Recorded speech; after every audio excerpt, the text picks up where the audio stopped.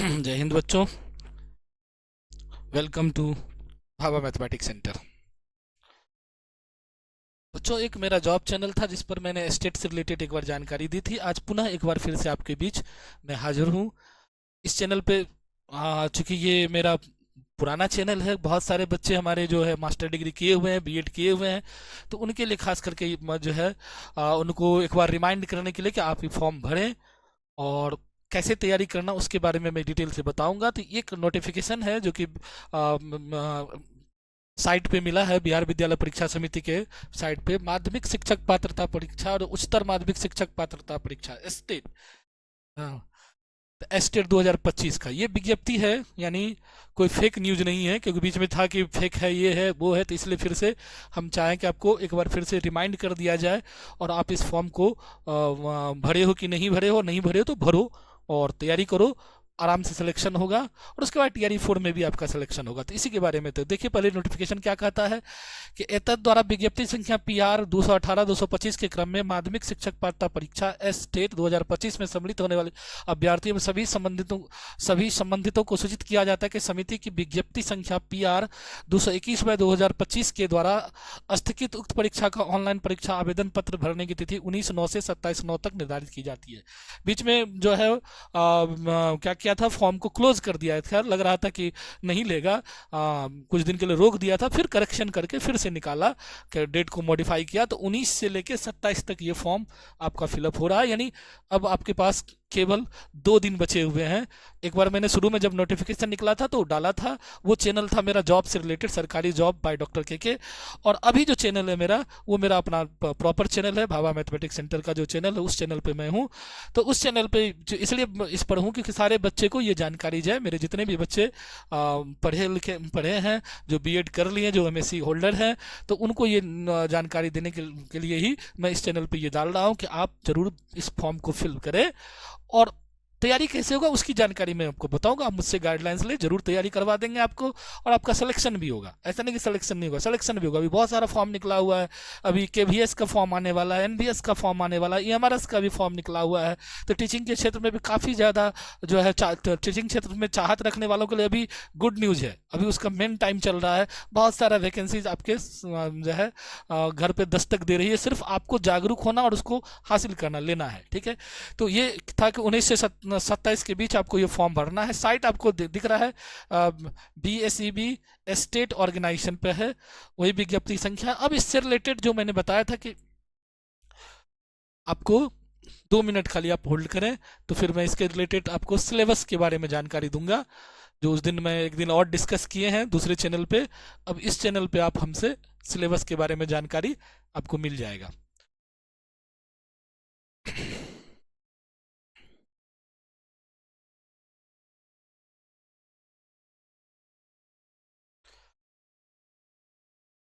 तो प्यारे बच्चों, ऐसा है कि कोई भी एग्जाम जो होता है ना, कोई भी कम्पिटिटिव एग्जाम इतना इजी जो है इजी नहीं होता है। तो फिर कैसे होगा सर? जब इजी नहीं होता तो सर मेरा सिलेक्शन कैसे होगा? दिमाग में तुम लोग को दौड़ गया होगा कि सर जब आप कह रहे हैं कि इजी नहीं होता है तो फिर सिलेक्शन कैसे होगा? नहीं, उसके लिए क्या होता है ना, स्मार्ट वर्क करना पड़ेगा आपको। सिर्फ सीधा सीधी पढ़ने से आपका एग्जाम में सिलेक्शन नहीं होगा। कंपेटिटिव अप्रोच अलग होती है। जनरल अप्रोच, जैसे आप बीएससी पर है, उसमें फिक्स था कि यही क्वेश्चन आएगा, इतना दूर पढ़ेंगे तो ये क्वेश्चन मिल जाएगा। कंपटीशन में ऐसा नहीं होता, कंपेटिटिव एग्जाम में ऐसा नहीं होता। उसके लिए आपको पूरा एक पकड़ बनाना पड़ेगा, अपना टॉपिक पे कमांड करना पड़ेगा, तभी जाके आपको कंपेटिटिव एग्जाम फेस कर पाओगे। स्पीड बढ़ाना पड़ेगा, समय कम रहता है, क्वेश्चन ज़्यादा रहता है, तो वहाँ भी लोग फंस जाता है। अच्छे अच्छे स्टूडेंट जो है समय टाइम टेकिंग नहीं कर पाता है, तो उस वजह से भी बहुत लोग छटाता है। कट ऑफ दिनों दिन हाई होते जा रहा है, क्यों? भीड़ बहुत ज़्यादा है। तो इसलिए आपको एक माइंड सेट करके और ईमानदारी से मेहनत करनी होगी, तभी जाके आप ये एग्जाम क्रैक कर सकते हो। और चारों तरफ दिमाग को डाइवर्ट करोगे तो नहीं कर सकते हो, ठीक है। तो हम अभी आ रहे थे कि एस्टेट का सिलेबस एक दिन मैंने दूसरे चैनल पे बताया था, तो अब इस चैनल पर अब डिस्कस कर रहे हैं कि एस्टेट का 9, 10th और 11, 12th का सिलेबस क्या है। 9, 10th वाले के लिए क्या है क्वालिफिकेशन? बीएससी बीएड, ठीक है। और 11, 12th के लिए क्या था? MSc BEd. यही था आपको। तो इसका प्रॉपरली सिलेबस क्या है सर, कैसे तैयारी करेंगे कि मेरा सिलेक्शन हो जाएगा, तो उस पर डिस्कस की बात कर रहे हैं। सबसे पहले तो अपनी पेपर पे कमांड बना करना पड़ेगा। जो लोग 9-10 वाले लोग हो तो 9-10 का जो सिलेबस है उसको पी जाओ। अब 9-10 के सिलेबस में क्वेश्चन जो एनसीईआरटी में है या वहाँ का जो किताब में क्वेश्चन है, तो उस वहाँ तो बहुत सारा लेंदी भी क्वेश्चन है, तो लेंदी क्वेश्चन यहाँ कम्पिटेटिव में पूछेगा ही नहीं। तो उसका कम्पिटेटिव अप्रोच लो, वही चैप्टर का कम्पिटेटिव क्वेश्चन देखो कैसा बनता है, उस टाइप पर प्रैक्टिस करो।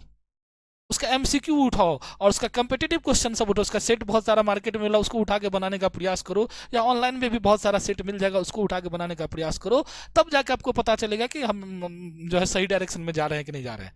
तो पहले 9-10 का जो भी चैप्टर है, अभी हम सिलेबस दिखाएंगे आपको, उसको कमांड कीजिए और उस चैप्टर से रिलेटेड एमसीक्यू 200-200 100 एमसीक्यू बनाइए उसका।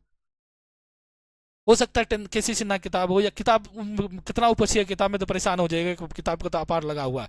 तो किताब ना उपज के या तो मेरे साथ प्रैक्टिस कीजिए, हम उतना करवाएंगे आपको, या नहीं तो कोई एक प्रैक्टिस सेट वाली बुक खरीद लीजिए और उससे बनाइए, या नहीं तो कहीं टेस्ट सीरीज ज्वाइन कर लीजिए। अगर टेस्ट हो रहा है उससे रिलेटेड ले रहा है कहीं, तो वो ज्वाइन कर लीजिए, वो आपको फायदा कर जाएगा। और पहले, लेकिन उससे पहले आप अपना कंसेप्ट बना लीजिए।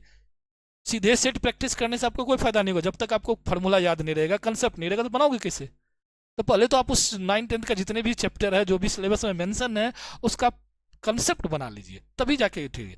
उसी तरह से जो 11-12 वाले जो जो टीचर स्टेट देंगे, उनको 11-12 का पूरा कमांड आ जाना चाहिए सिलेबस। कहीं कोई चीज को जो भारी लगता है उसको अच्छे से पहले से ही कर लो।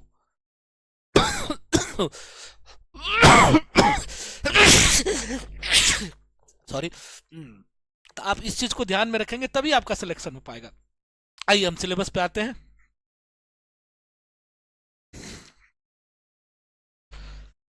150 मल्टीपल चॉइस क्वेश्चन है हमारे पास, 150 मिनट भी है।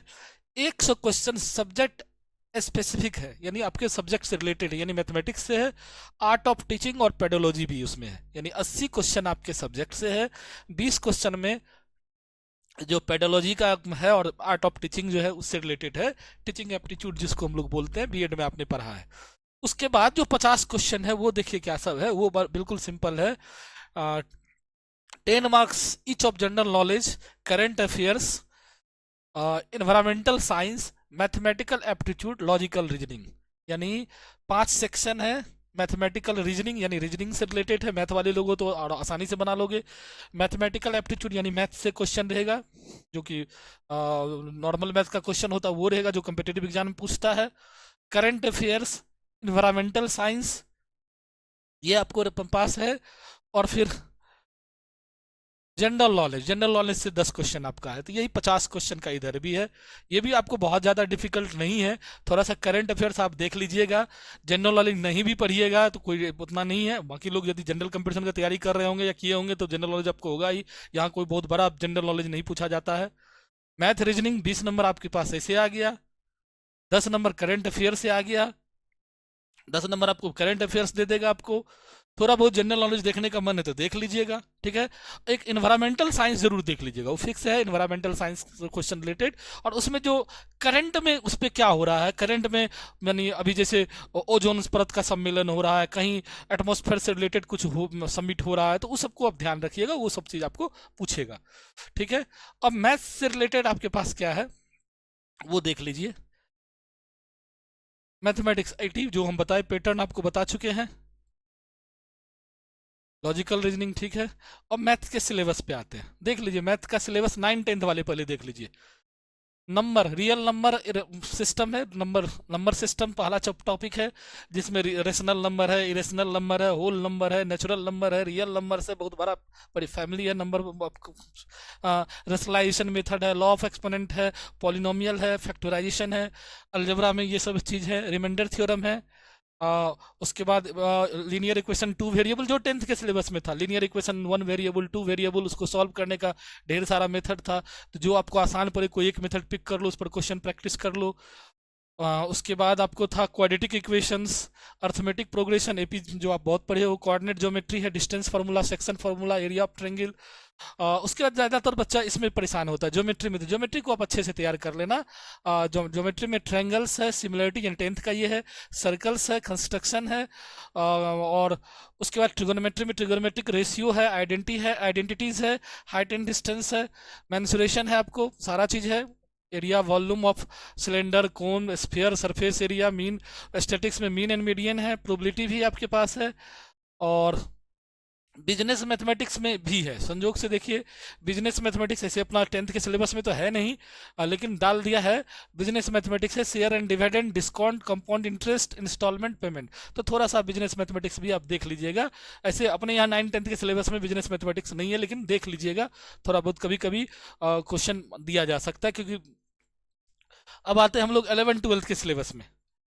11th-12th के सिलेबस में सेट, रिलेशन है, फंक्शंस है आपके पास, अलजेब्रा में डिटर्मिनेंट है, मैट्रिक्स है, और 12th के लिए है। 11th के अलजेब्रा में हो गया कौन सा, कॉम्प्लेक्स नंबर है, मैथमेटिकल इंडक्शन मेथड है, परमुटेशन एंड कम्बिनेशन है, बाइनोमियल थ्योरम है, उसके बाद क्वाड्रेटिक इक्वेशन वहाँ भी आपके पास है। तो ये 11th के अलजेब्रा में था। सीक्वेंस एंड सीरीज वहाँ भी है, सीक्वेंस आपके पास है, वहाँ एपी वाला वहाँ भी पोर्सन है, ठीक है, एपीजीपी है वहाँ। एचपी भी आप कर लीजिए साथ में, एपी का रिवर्स होता है एचपी, तो वो भी कर लेंगे। तो ये सारा चीज अलजेब्रा का पार्ट वहाँ है। कोऑर्डिनेट ज्योमेट्री यहाँ 2D और 3D दोनों है। कैलकुलस सबसे बड़ा पार्ट है यहाँ। कैलकुलस में लिमिट कंटिन्यूटी है, डिफरेंशियबिलिटी है, इंटीग्रेशन में डिफिनिट इंडिफिनिट दोनों है, डिफरेंशियल इक्वेशन है, एरिया कर्व है। तो ये सारा चीज कैलकुलस से बहुत ज्यादा क्वेश्चन पूछता भी है। वेक्टर है, वेक्टर आप पढ़े भी हो, फिजिक्स में भी पढ़े हो, यहाँ भी पढ़े हो, तो फिर वेक्टर से बहुत सारा क्वेश्चन आपको मिलेगा। 2D 3D मैंने दोनों बता दिया कि वो दोनों चीज आपको पढ़ना होगा। यानी मोटा मोटी जो आप 11th-12th का सिलेबस है ना, उसको बढ़िया से कर लो। ग्राफ भी है, एलपीपी भी आप है, लास्ट जो आपका टॉपिक है 12th का, एलपीपी लीनियर प्रोग्रामिंग प्रॉब्लम, वो भी है। ग्राफिकल प्रॉब्लम पर 1-2 क्वेश्चन ऑब्जेक्टिव में 2 या 3 क्वेश्चन पूछता है, तो उसको भी आप अच्छे से देख लेना कि ग्राफ में फिजिबल रीजन क्या होता है, कॉन्वेक्स सेट क्या होता है, ग्राफ का क्या क्या कंडीशंस है, कॉर्नर पॉइंट क्या है होता है, मैक्स जेड, मिन जेड कैसे निकालते हैं, ये सब चीज़ आपको देखना पड़ेगा, ठीक है। तो इस तरह से आप, यानी मेरे ख्याल कहने का सेंस है कि आप अगर अच्छे ढंग से पहले तो जो सिलेबस लिखा उसका टॉपिक का एक शॉर्ट नोट्स बना लो, पूरा किताब उपछना जरूरी नहीं है, शॉर्ट नोट्स बना लो। जैसे अब क्वाड्रेटिक इक्वेशन है, तो क्वाड्रेटिक इक्वेशन होता क्या है, उसमें कौन कौन टर्म है, डी क्या होता है, कंडीशंस क्या है उसके, डी का लेस देन जीरो है, greater than zero, equal to zero है, परफेक्ट स्क्वायर है, तो क्या क्या कंडीशन है वो सब चीज देख लेना आपको है। अगर रूट्स दिया रहेगा तो क्वाड्रेटिक इक्वेशन कैसे फॉर्म करेंगे, उसके रूट्स का प्रॉपर्टीज क्या है, alpha plus beta minus B by ना, उसी में उसी क्वाड्रेटिक इक्वेशन में जब आप जो लोग 12th लेवल पर जाओगे तो उस क्वाड्रेटिक इक्वेशन हो सकता है क्यूबिक इक्वेशन उठा के भी पूछ दे, क्योंकि वो बीएससी में था आपको थ्योरी ऑफ इक्वेशन में। तो हो सकता है गोटात क्वेश्चन ऐसा भी, क्योंकि वो लिंकअप क्वेश्चन पूछेगा, कोई एकाएक कहीं से नहीं, सिलेबस से बाहर नहीं, उसी सिलेबस से रिलेटेड कभी कभी एडवांस पूछने का कोशिश करेगा तो पूछ देंगे। तो यहाँ alpha plus beta minus B by होता था, वहाँ alpha plus beta plus gamma होता था, second term by first term negative sign के साथ, -a2 bye -a1 bye a0 ऐसा लिखते थे हम लोग। तो वो भी थोड़ा सा देख लीजिएगा, ठीक है। तो अगर हम लोग सिस्टमेटिक ढंग से प्रिपेयर करें तो ये बहुत बड़ा चीज नहीं है, आसानी से आप स्टेट निकाल सकते हैं। बहुत माथापेची के बाद ये बहुत, आप कह सकते हैं ये आपके लिए बेहतर अपॉर्चुनिटी है, बहुत बेहतर मौका है। बार बार ये मौका नहीं मिलेगा कि एक ही कार्यकाल में, नीतीश कुमार के एक ही कार्यकाल में ये चौथी बार टीचर की बहाली आने वाली है। ये बहुत बड़ा अवसर है। जल्दी बहाली कहाँ आती है, जो लोग जिनको नौकरी नहीं हुआ, ये जो अभी आप आपके घर में पूर्वज बैठे होंगे जो 10-20 साल से पहले से, उनसे पूछिए क्या हाल हो गया, पढ़ के वो लोग कितना बौखे हैं। आपको तो बहुत अच्छा मौका मिला है कि तुरंत एमएससी की हो, तुरंत 2-4 साल से मास्टर डिग्री लिए हो, बीएड किए हो, और बहाली की भरमार लग रही है। तो आप सजग हो जाओ, और फिर ऐसा मौका नहीं मिलेगा। फिर सरकार कौन आएगी जाएगी वो बहुत बड़ा मैटर नहीं है, लेकिन तुरंत फिर इस तरह की बहाली मिलना बड़ा मुश्किल है, क्योंकि टीचर को की जितनी होना चाहिए उससे कई गुना ज़्यादा अब हो गया है, सब जगह दिखा रहा है। अलग बात है डेटा का है कि इतना कमी है, इतना वो है, लेकिन अब टीचर की अपॉइंटमेंट करना सरकार नहीं करेगी। ये हो सकता आखिरी ही हो, TRE 5 की भी बात हो रही है, लेकिन मेरे ख्याल से ये आपकी आखिरी ही बहाली, उसके बाद 5-10 साल फिर बहाली नहीं निकलने वाली है। फिर नए मॉडिफिकेशन से कोई नया चीज़ आएगा, कोई नया चीज़ सोचे तब भले कुछ हो सकता है, अदरवाइज बहाली ताली नहीं आएगी। फिर टीचिंग लाइन में तो छोड़ दो, बिहार में बहाली भूल जाओ। इसलिए जी जान लगा के इस बार ही डू एंड डाई की स्थिति, गांधी जी का जो नारा था करो एंड मरो, तो डू एंड डाई की स्थिति का सिचुएशन है तुम्हारे पास। जी जान लगा के दशहरा दीपावली सब छोड़ दो, प्रैक्टिस करो और इसको एग्जाम को क्वालिफाई कर लो। ठीक है, उसके बाद TRE 4 है, उसको क्वालिफाई करके और अपना जॉब सिक्योर कर लो। नहीं तो फिर बहुत जल्दी इतना आसानी से नहीं मौका मिलेगा। अब रहा तैयारी सर कैसे करेंगे, तो 2 सेक्शन है, तो दोनों सेक्शन के लिए टाइम बांट लीजिए। एक तो जो आपका मेन सेक्शन है, जो आपका पेपर ही है, उसके लिए 2 घंटे आप अपना सेल्फ स्टडी दीजिए। और 1-2 घंटे जो पहला सेक्शन है, जो आपके सिलेबस में आप पढ़े ऐसे जैसे तैसे पढ़े, मान लीजिए कोई प्रॉपर वे में आपको नहीं पढ़े, तो उसको भी आप देखते रहिए। ठीक है, जिसमें टीचिंग एप्टीट्यूड से भी रिलेटेड आपका है, जो मेथोलॉजी वाला चीज़ है, तो वो भी आप देख लेंगे जो आपका है। और जनरल नॉलेज है, करंट अफेयर्स है, तो ये इसके लिए 2 से 4 घंटा आप सेल्फ स्टडी कीजिए। बाकी कहीं कोचिंग जा रहे हैं या कोई सर के गाइडलाइंस में है तो पढ़िए, बिल्कुल पढ़िए। बाकी मेरे साथ भी ऑनलाइन आप लोग पढ़ना चाहें तो पढ़िए, बिल्कुल वेलकम है आपको। जो आप मेरे साथ भी प्रैक्टिस कर सकते हैं, हम भी कुछ आपको सेट का प्रैक्टिस करवाएंगे, तो वो भी वीडियो देखिए, उससे भी आपको फ़ायदा होगा। या कुछ आपको ग्रीवांस होगा कि सर ये टॉपिक पर बना दीजिए, तो हम उसी टॉपिक पर आपको बना के यूट्यूब पर वीडियो डाल देंगे, जिससे कि आपको ज़्यादा से ज़्यादा फ़ायदा हो। ठीक है, तो फिर बच्चों नेक्स्ट मिलते हैं, नेक्स्ट एडवर्टाइजमेंट के साथ, नई वैकेंसी के साथ फिर मिलेंगे हम अगले नेक्स्ट लेक्चर में। तब तक के लिए धन्यवाद आपको कि आप इतना जो है बेसब्री से जो चीज़ का आपको जानकारी चाहिए था वो आपको दिया गया, कि आप इस फॉर्म को फिलअप करें।